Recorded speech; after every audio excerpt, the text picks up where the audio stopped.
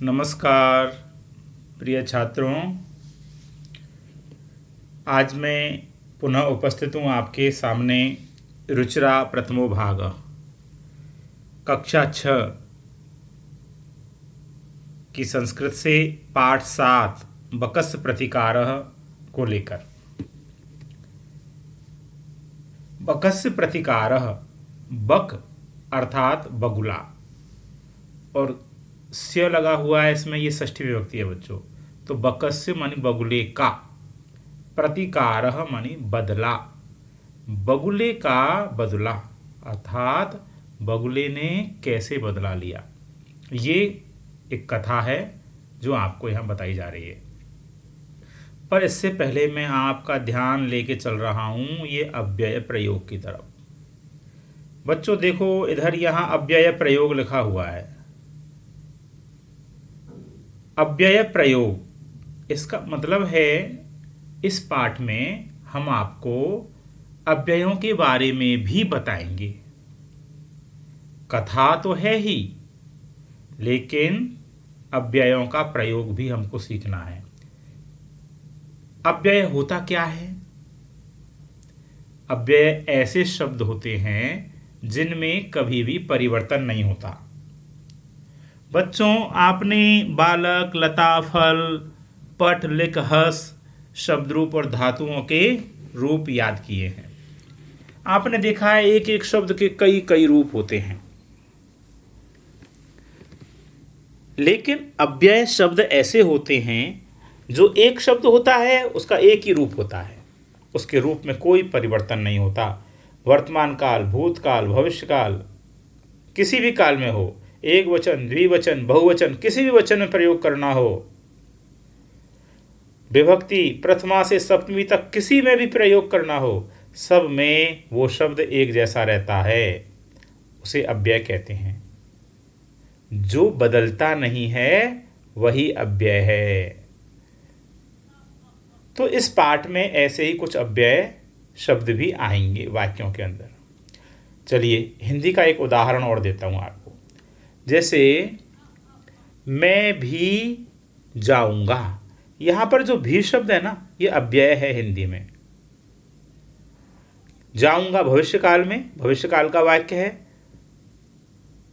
अब मैं भी गया, यदि मैं भूतकाल में बोलूं तो गया बोलूंगा, तब भी तो भी ही रहा ना।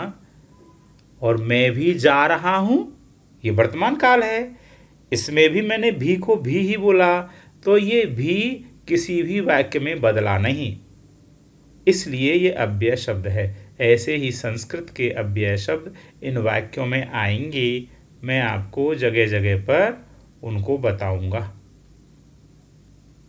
तो चलिए विलंब नहीं करते हुए हम पाठ शुरू करते हैं। एकस्मिन् वने, एक वन में, शृगालः बकः च निवसतः स्म। शृगाल, सियार, बकः च मानी और, ये अव्यय है, और बकः मानी बगुला, निवसतः स्म रहते थे। इस वाक्य को अच्छे से समझो। देखो, एकस्मिन् वने, एकस्मिन् जो शब्द है वो वने का विशेषण है। तो एक में और वने मानी वन में, दोनों में सप्तमी विभक्ति है। एक में, वन में अर्थात एक वन में, एक जंगल में, शृगालः अर्थात सियार, बकः च, ये च जहाँ पर भी आता है उससे जस्ट पहले आने वाले शब्द के पहले इसका अर्थ लगता है।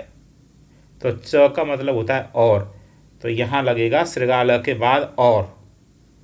तो अर्थ लगाएंगे, एकस्मिन् वने शृगालः बकः च, एक वन में सियार और बकः मानी बगुला, निवसतः स्म रहते थे।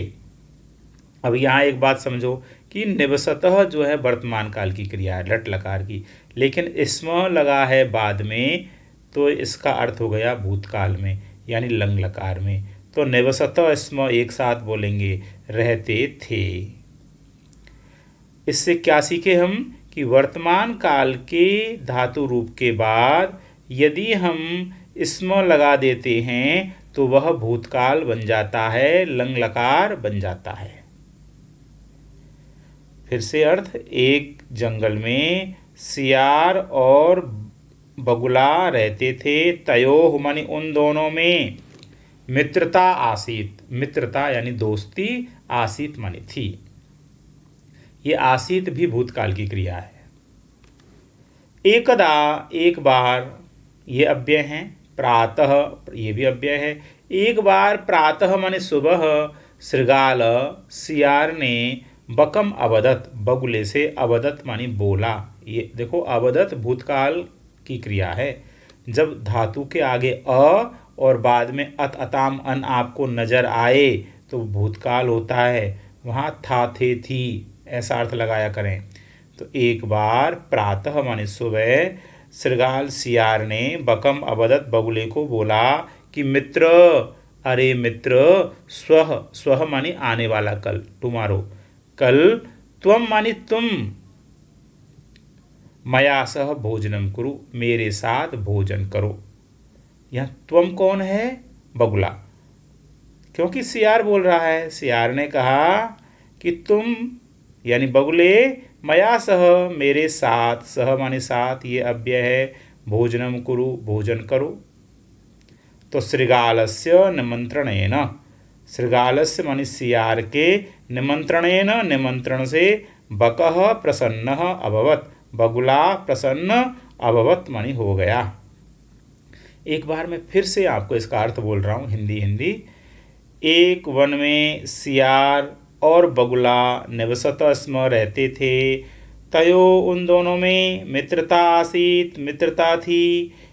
एकदा एक बार प्रातः श्रृगालः बकम अवदत्, सुबह सियार बगुले को बोला कि मित्र, स्व मानी कल, त्वम मया सह भोजनम कुरु, तुम मेरे साथ भोजन करो।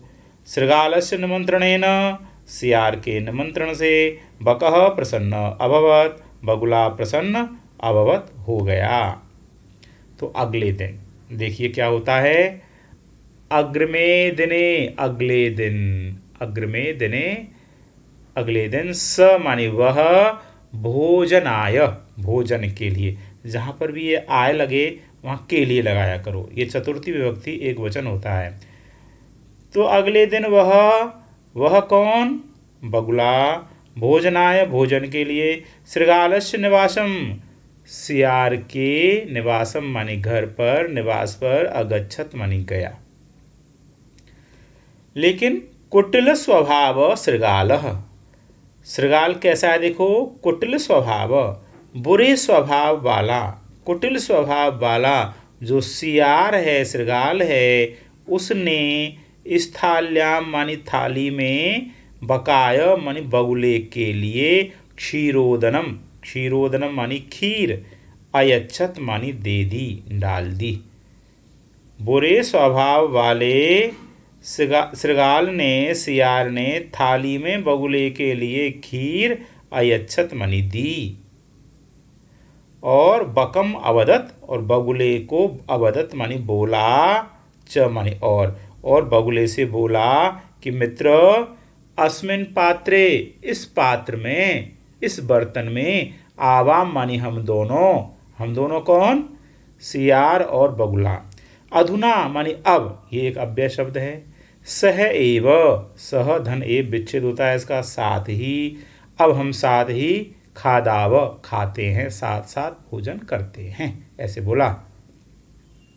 तो भोजन काले, तो भोजन के समय में, बकस्य चंचू, बगुले की चोंच, स्थालीतः मानी थाली से, भोजन ग्रहणे, भोजन ग्रहण करने में, भोजन करने में, समर्था न अभवत, समर्थ नहीं थी, अभवत मानी थी या हुई।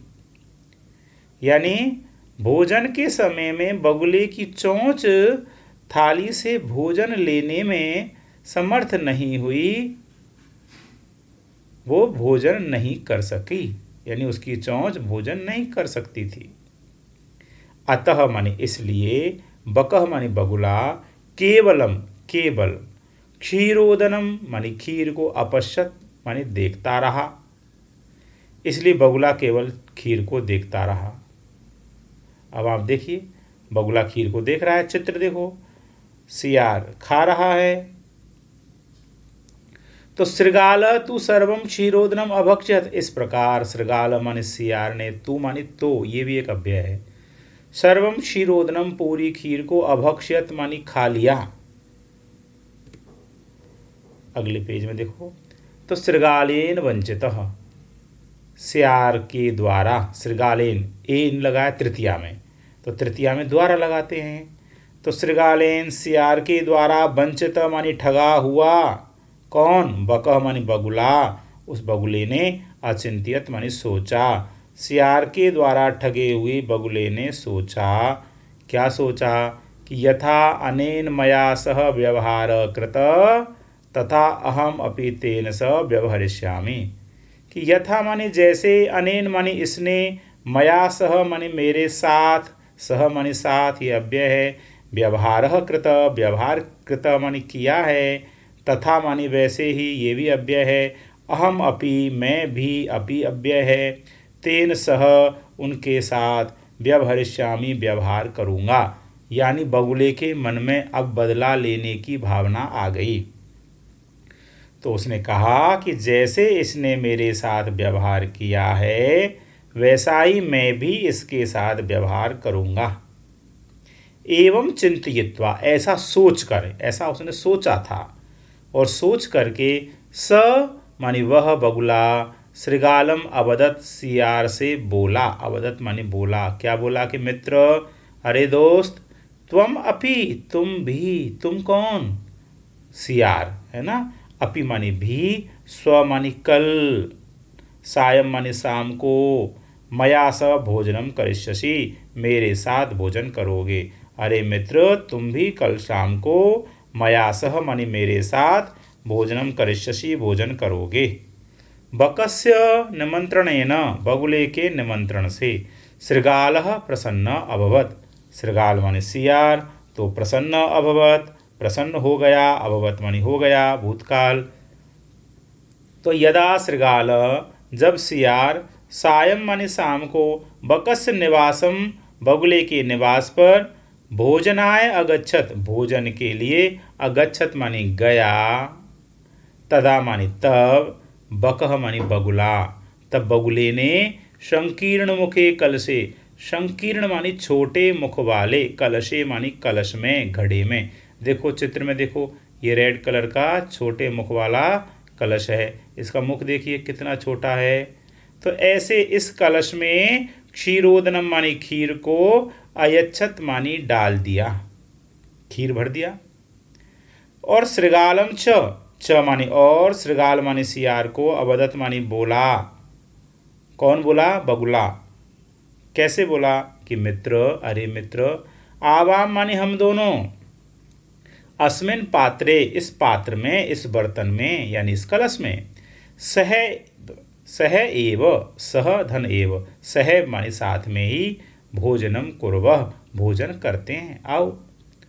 तो बकह मानी बगुला तो, कलशात मानी कलश से, घड़े से, चंचवा मानी अपनी चोंच के द्वारा, क्षीरोदनम अखादत, क्षीरोदनम को, खीर को, अखादत मानी खा लिया, परंतु लेकिन, श्रृगालस्य मुखम, सियार का मुख, कलशे न प्राविशत, कलश में प्रवेश नहीं कर सका, कलश में नहीं जा सकता, सियार का मुख तो बड़ा होता है, अतः माने इसलिए, बकह मानी बगुला, यहाँ पर सर्वम क्षीरोदनम, पूरी खीर को, अखादत खा गया, भूतकाल की क्रिया है, श्रृगालः च मानी और, श्रृगाल मानी सियार, केवलम केवल, ईर्ष्या अपश्यत, ईर्ष्या से, अपश्यत मानी देखता रहा, इस प्रकार उसने बदला ले लिया।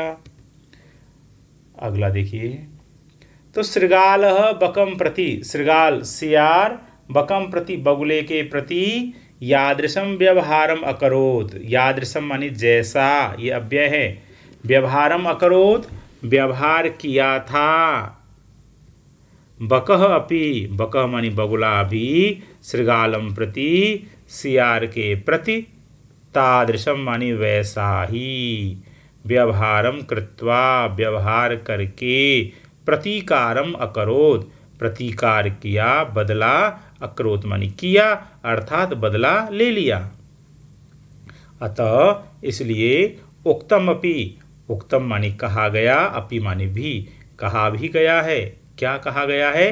ये एक श्लोक है, ये श्लोक प्रसिद्ध है। देखो, आत्मदुर्व्यवहारस्य फलं भवति दुःखदं तस्मात् सद्व्यवहर्तव्यं मानवेन सुखैषिणा।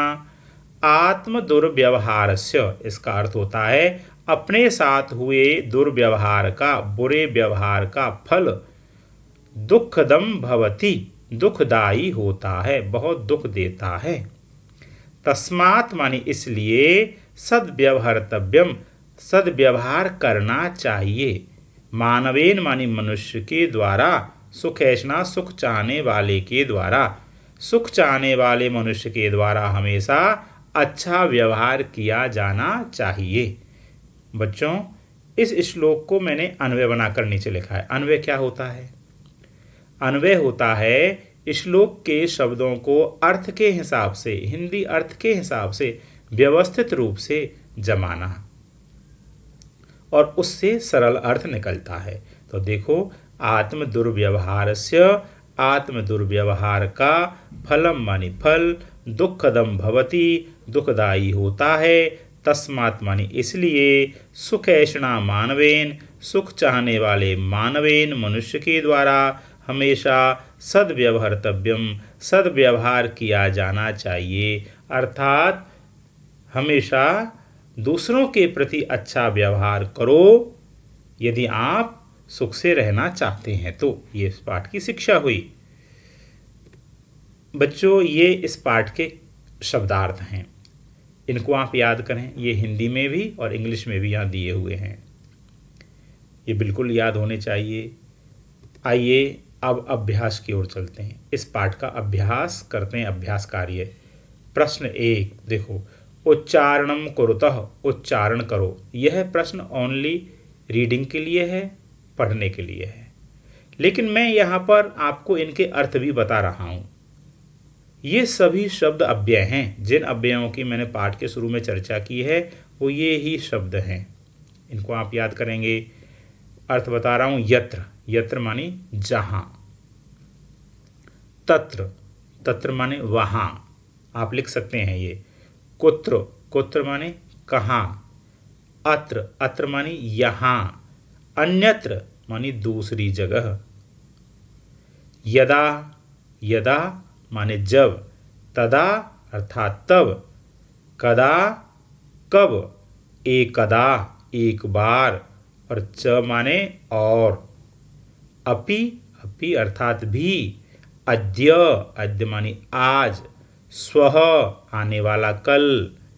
ह्यः बीता हुआ कल। प्रातः सुबह। अहर्निशम, अहर्निशम माने दिन रात। अधुना अभी। एव, एव माने ही। कुतः, कुतः अर्थात कहाँ से। सायं, शाम को। प्रश्न 2, प्रश्न 2 देखिए, मंजुषातः उचितम अव्यय पदम चित्वा रिक्त स्थानम पूर्यत।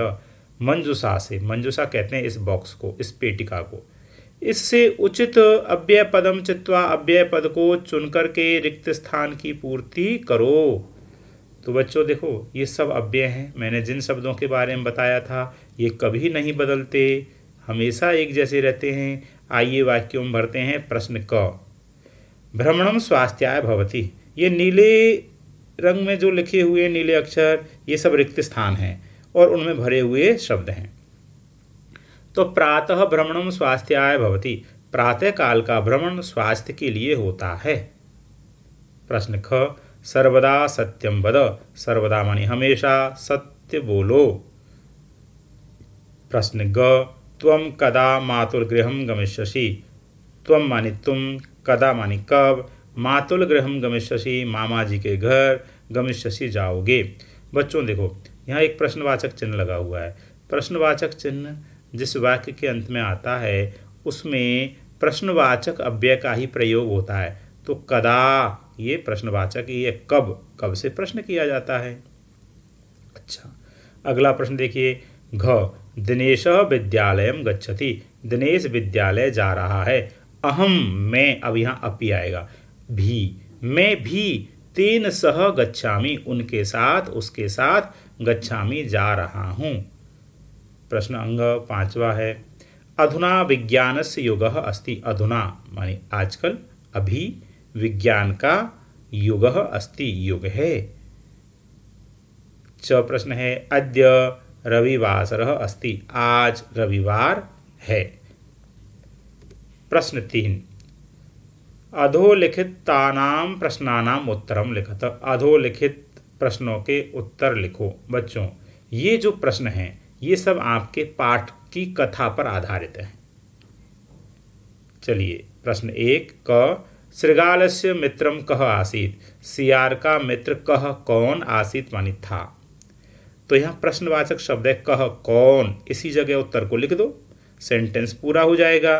तो बगुला, तो श्रृगालस्य मित्रम बकह आसीत, बगुला था। मैंने उत्तरों को जो एक शब्द में लिखे हुए हैं उनको हाईलाइट भी किया है, आप इनको एक शब्द में भी लिख सकते हैं। प्रश्न ख स्थाली तह कह भोजनम न अखादत।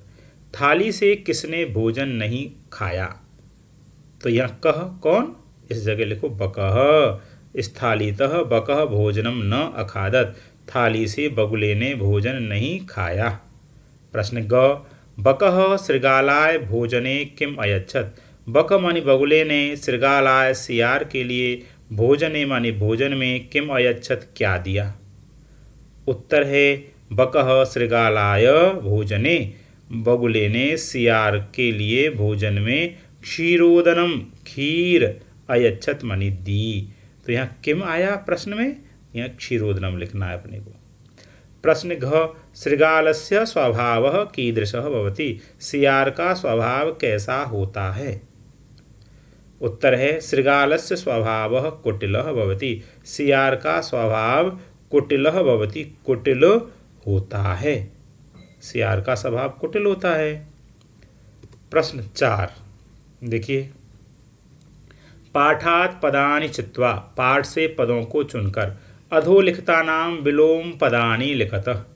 अधोलिखितों का शब्दों का विलोम शब्द लिखो। यथा, यथा मानी उदाहरण, एक उदाहरण भी दिया है। शत्रु, शत्रु का विलोम शब्द होता है मित्र, तो मित्रम।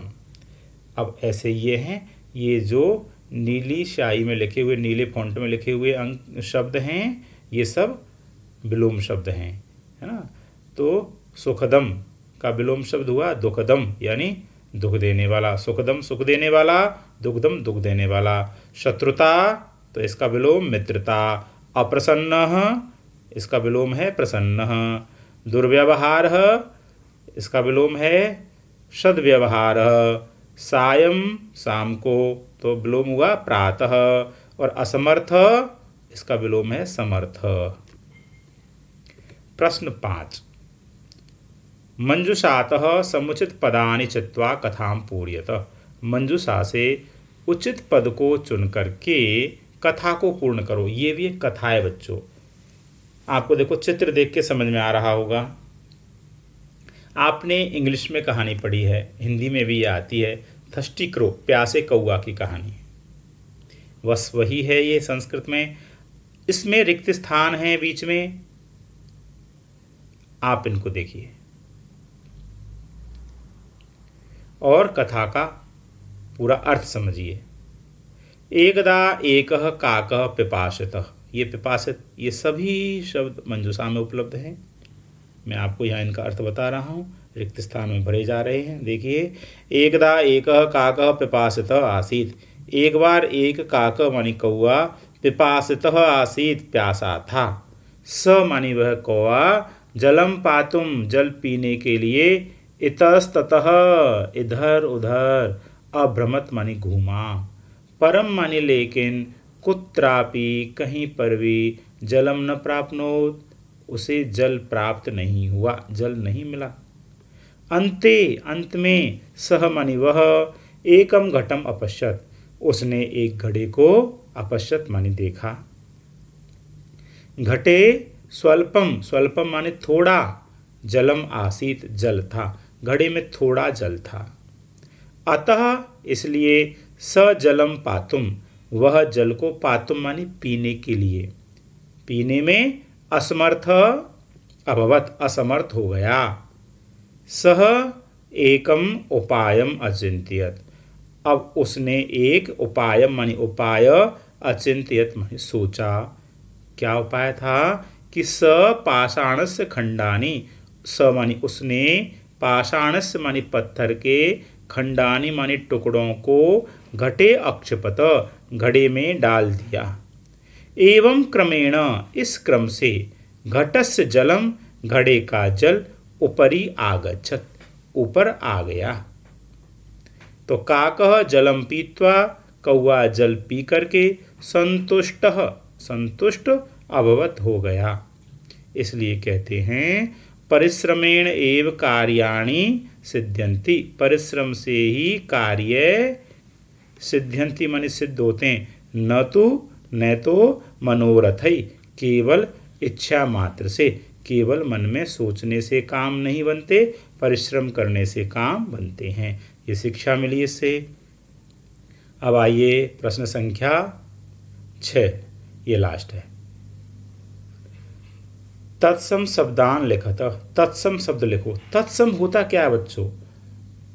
संस्कृत से आए हुए शब्द जो हिंदी में बिल्कुल ज्यों की त्यों प्रयोग हो जाते हैं, उनको तत्सम कहते हैं।